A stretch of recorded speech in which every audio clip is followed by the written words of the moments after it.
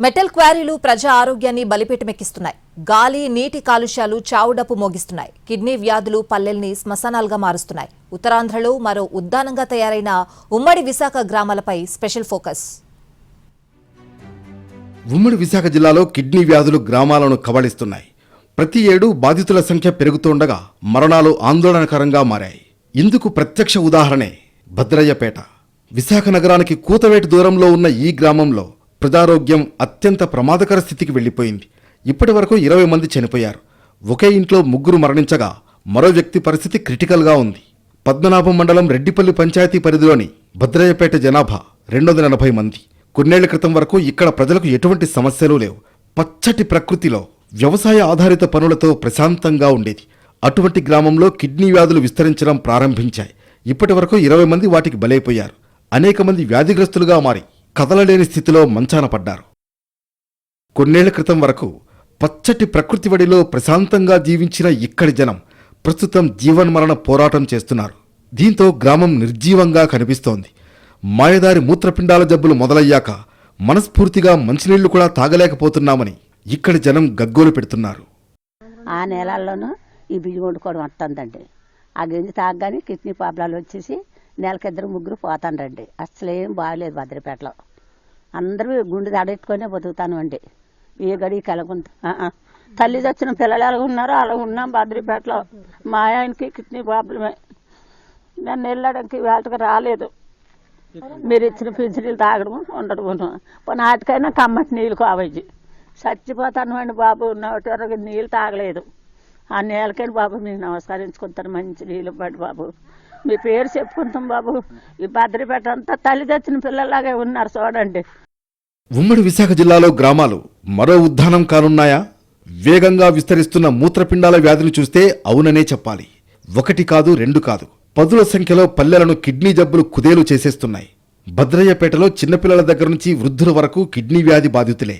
ఒక్కో ఇంట్లో 2-3 ప్రాణాలు కోల్పోయిన కుటుంబాలు ఉన్నాయి. ఇక్కడ మూత్రపిండాల సమస్యల వలయంలో చిక్కుకుంటే చావే శరణ్యమనే స్థాయిలో భయం నెలకొంది. తీవ్ర అనారోగ్య సమస్యలు ఎదుర్కొంటున్న వారు విశాఖ కేజీహెచ్లో ట్రీట్మెంట్ తీసుకుంటున్నారు. ఇప్పటి వరకు భద్రయ్యపేటలో 160 మందికి స్క్రీనింగ్ చేస్తే 50 మందికి కిడ్నీ సమస్య ఉన్నట్లు తేలింది. గ్రామంలో మిగిలిన వారికి ఇంకా పరీక్షలు చేయాల్సి ఉండగా ఇంకెంతమందిలో లక్షణాలు కనిపిస్తాయోనన్న ఆందోళన పెరుగుతోంది. కిడ్నీ వ్యాధి బారిన పడుతున్న వారు తీవ్రమైన నడుము నొప్పి, నీరసం, కాళ్ల పీకులు, ఒళ్ళు నొప్పులతో మంచానికే పరిమితమవుతున్నారు. దీంతో ఉపాధి లేక ఆర్థికంగా కుదేలవుతున్నారు. ఈ లక్షణాలతో ఆసుపత్రికి వెళ్లిన వారికి సీరం క్రియాటినిన్ ఎక్కువగా ఉందని తేలింది. ఈ పరిస్థితుల్లో ఊర్లో 45 ఏళ్లు దాటితే మగాళ్లకు దినదినగండం 100 ఏళ్ల ఆయుష్ కింద లెక్క అని భయం పెట్టేసుకున్నారు. కారణం ఇక్కడ నడి వయస్కుల్ని కబళిస్తున్న కిడ్నీ వ్యాధి. ఎంతమంది మరణించారు అనేది లెక్కలేదు. కానీ 100ల మంది బాధితులుగా మారడం ఇక్కడి ప్రమాద తీవ్రతకు నిదర్శనం. భద్రయ్యపేటతో పాటు మొండిపాలెం, అనకాపల్లి మండలంలోని ఈ ఊరి పేరు చెబితేనే అధికార యంత్రాంగం ఉలిక్కి పడుతుంది. కారణం ఈ గ్రామాన్ని కబళించేందుకు సిద్ధంగా ఉన్న కిడ్నీ వ్యాధులు. పేరుకు తగ్గట్లే ఇక్కడ మాంగళ్యం కోల్పోయిన ఎంతో మంది మహిళలు కనిపిస్తారు. కళ్ల ముందు బిడ్డల్ని కోల్పోయిన తల్లుల కడుపు కోత తల్లడిల్లేలా చేస్తుంది. ఈ ఊళ్ళో 45 ఏళ్లు దాటిన మగాళ్లు బతికి ఉండడం అరుదు అన్నట్లు తయారైంది పరిస్థితి. గత కొన్నేళ్లుగా మూత్రపిండ వ్యాధులకు బలైపోతున్న వారిలో మధ్య వయస్సు వారే ఎక్కువ. ఒక్క మొండిపాలెం మాత్రమే కాదు, చుట్టుపక్కల ఉన్న 11 గ్రామాల్లో దాదాపు ఇదే పరిస్థితి. బాధితుల సంఖ్యలో కాస్త తేడా ఉండొచ్చు, కానీ జబ్బుల వల్ల కుదేలైపోతున్న కుటుంబాల లెక్క తక్కువేమీ కాదు. భద్రయ్యపేట, మొండిపాలెం ఈ 2 కేస్ స్టడీస్ మాత్రమే. ఇవి కాకుండా 10ల సంఖ్యలో పల్లెలు కిడ్నీల వ్యాధుల ముసురులో ఉన్నాయి. కారణం అంతు చిక్కనిది కాదు, అదృశ్య శక్తి అంతకంటే కాదు. పచ్చటి పల్లెల్లో చావుడప్పు మ్రోగిస్తోంది కాలుష్యభూతమే. మాకు మా చిన్నప్పుడు అయితే అస్సలు ఏముండేది కాదు సార్. ఇప్పుడు ఒక 2-3 సంవత్సరాలు బట్టి, 4-5 సంవత్సరాలు బట్టి కిడ్నీ ప్రాబ్లం వచ్చిందండి. వాటర్ ప్రాబ్లమో తెలీదు, మరి కోరి బుగ్గు వల్ల తెలీదు, దేని వల్ల వచ్చిందని సార్ మాకు తెలీదు కాబట్టి ఇప్పుడు బాధపడతాం. మా ఊరికి ఒక కాలం లేదు బాబు, ఒక రోడ్ లేదు, ఈది రోడ్ లేదు, ఒక అదేటమ్మా వాటర్ ట్యాంక్ ఉండాలి కదా, వాటర్ ట్యాంక్ లేదు, ఒక కాలం లేదు, పంచాయతీ లేదు, ఏమి లేదు. వాళ్ళకి ఓటు అవసరం అయితేనే మమ్మల్ని ఓటు వచ్చి అడుగుతారు, లేకపోతే మమ్మల్ని పట్టించుకోలేదు. ఉమ్మడి విశాఖ జిల్లాలో కిడ్నీ వ్యాధి బాధితుల సంఖ్య పెరుగుదల ఆందోళన కలిగిస్తోంది. అనకాపల్లి నియోజకవర్గంలో ఈ తీవ్రత మరీ ఎక్కువగా ఉంది. మిగిలిన మండలాల్లోనూ భద్రయ్యపేట వంటి గ్రామాలు అనేకం.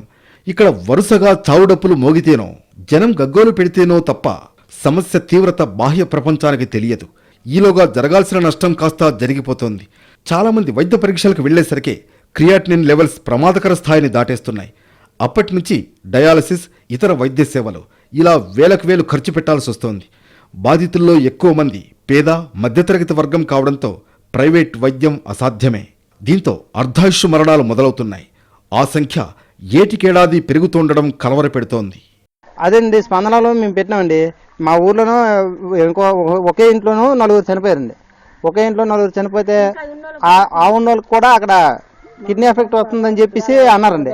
అంతే అప్పుడు వెంటనే మేము స్పందన కంప్లైంట్ చేసామండి. స్పందన కంప్లైంట్ చేస్తే వాళ్ళు పిహెచ్ సెంటర్కి పంపించారు, రేవుడి పిహెచ్ సెంటర్. ఆ పిహెచ్ సెంటర్ నుంచి మా ఊరు వచ్చారండి. వచ్చి ఒక 3 రోజులు వచ్చి మాకు టెస్టులు చేశారండి. 160 మందికి చేశారండి. 160 మందిలోనూ 50 మందికి తేలిందండి. ఇలాంటి పరిస్థితుల్లో అనకాపల్లి ఎమ్మెల్యే కొణతాల రామకృష్ణ 11 గ్రామాల్లో 3 రోజుల పాటు మెడికల్ క్యాంపులు నిర్వహించగా 1800 మంది వరకు వైద్య పరీక్షలు చేయించుకున్నారు. వీరిలో ఎక్కువ మంది ప్రాథమిక లక్షణాలతో ఇబ్బంది పడుతున్నట్లు తేలింది. పూర్తిస్థాయి పరీక్షల తర్వాత వ్యాధిగ్రస్తులను గుర్తించి మెరుగైన వైద్య సేవలు అందించేందుకు సన్నాహాలు చేస్తున్నారు. మైనింగ్ ఏరియా ప్రాంతంలో ఎక్కువ పర్సెంట్ మరి కిడ్నీ పేషెంట్స్, బీపీ, షుగర్లు, రకరకాలైనటువంటి వ్యాధులు రావడం అంటే జరుగుతుంది. దాని మీద ఏమొచ్చి గవర్నర్ రామకృష్ణ గారిని ఏమొచ్చి మైనింగ్ ఏరియా ప్రజలందరూ కలవడం జరిగింది. పెద్దలు రామకృష్ణ గారు ఏమొచ్చి మెడికల్ క్యాంపులు పెట్టి మెడికల్ ఆఫీస్ తీసుకొచ్చి ప్రతి గ్రామంలోని మైనింగ్ ఎఫెక్ట్ ఉన్న ఏరియాలందరూ మెడికల్ క్యాంపులు పెట్టి మరి ఈరోజు మెడికల్ క్యాంపులు నిర్వహించడం జరుగుతుంది. ఇలాంటి పరిస్థితికి అసలైన కారణం కాలుష్యం. నీరు, గాలి రూపంలో చుట్టేసి గ్రామాలను నిర్జీవంగా మార్చేస్తోంది. ఈ స్థాయిలో పొల్యూషన్కు కారణం ఏమై ఉంటుంది? ఈ ప్రశ్నకు కరెక్ట్ సమాధానం నిబంధనలు పాటించని మెటల్ క్వారీలు. ఉమ్మడి విశాఖ జిల్లాలో సుమారు 300 క్వారీలు ఉన్నాయి. వీటిలో 90% అనుమతులు తీసుకుని నడుస్తున్నాయి. కానీ నిబంధనలు పాటిస్తున్నవి మాత్రం తక్కువే. ఏటా 100 కోట్ల రూపాయల మైనింగ్ చేసే కంపెనీలు చుట్టుపక్కల గ్రామాల పాలిట మరణ శాసనం రాస్తున్నాయి. ఫలితంగా ఇక్కడ గాలి, నీరు తీవ్ర స్థాయిలో కలుషితమవుతున్నాయి.